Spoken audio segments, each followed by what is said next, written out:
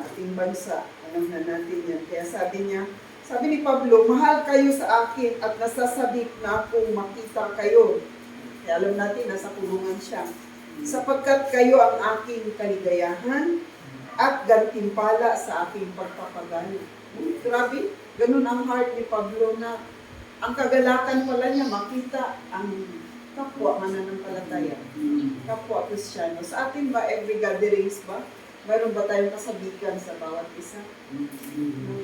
Na minsan itong mga kapatiran na to na nagbibigay sa atin ng encouragement, may times din na katulad kay sino tong dalawang babae na pinakiusap niya, si Yodea at saka si Sintike. Siguro, bilang manggagawa, may mga pagkakataon na hindi nagkakasundo. Kasi sabi nakiusap siya na magkasundo na kayo, alang-alang sa Panginoon. May mga misunderstanding minsan, no?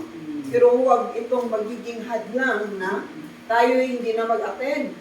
Kundi, sabi niya dito, makiusap ako sa inyo na manggagawa, na tulungan mo ang dalawang babae ito. Ibig sabihin, lalo na yung tatak ng church na ito is peacemaker. So, tayo talaga yung magdadala ng kapayapaan. Peace bringer, peacemaker, kasi ang gospel is about peace. Una, mayroon tayong relasyon sa Panginoon na dati tayo kaaway. Ngayon tayo nagkaroon ng reconciliation. Magmumula talaga sa atin, no? Sa ating tahanan, tayo ba yung mga peacemaker? Dahil si Kristo nasa atin.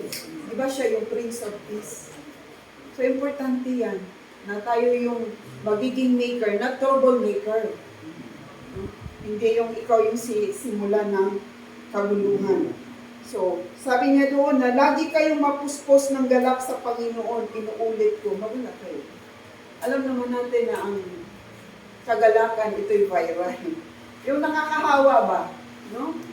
Ang kagalakan ay isa sa mga bunga o prutas ng Holy Spirit na nung tinanggap natin si Jesus Christ, kasama ang Holy Spirit na tatak na we are the sons of God. Pag sinabing tatak, silyado tayo.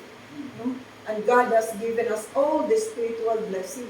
Ayan ang kagalakan. No? In the midst of trials, kay ang buhay Kristiyano, hindi man laging, hindi, yung kanta bitaw, ang buhay ng Kristiyano ay masayang tunay.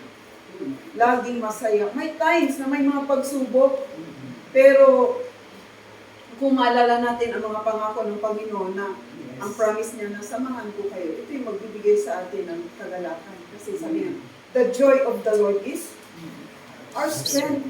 Galak sa Panginoon ay kalakasan. No? Ito yung grasya ni Lord. Kaya sabi niya dito, huwag kayong mabalisa. Normal sa tao, kaya nasa flesh pa tayo, pero sabi ni Lord, huwag mabalisa. Anong gagawin kung may times na dumating ang kabalisahan, then may mga problema, may kakulangan? Ano ang sabi niya?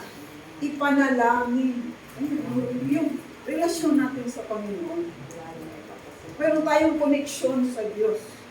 Na bagamat siya'y Diyos, He is a relational God.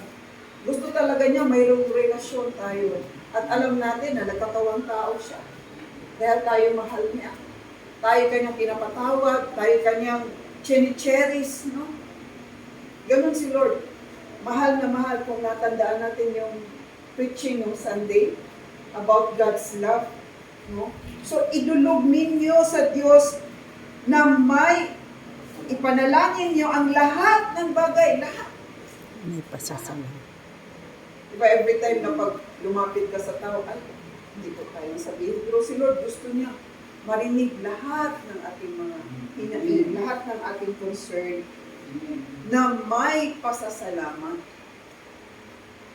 Why? Kaya alam natin ang Diyos mabuti. Ang Diyos ay tapat. Ang Diyos ay hindi. Nakita ko ngayong video ng aking kapatid ni Mama na may sakit. Parang tinataningan na siya. Tapos yung panganay ng kapatid may sakit din. Na naoperahan sa Anak, pangalan niya anak. tumor, brain tumor, naoperahan. So Pangal- makita natin kahit yung anak. nanay, kadikit sila eh. Nandun sa kwarto, nakita namin sa video. Hinihilot-hilot niya yung anak niya. Sabi ko, Lord, kung paano itong inang ito may sakit, concern sa kanyang anak, na panganay. Kahit mahina siya, pinapalakas niya yung anak niya. Na parang ano na rin, hindi rin nagre-response ba? How much more our Father God in heaven. Amen.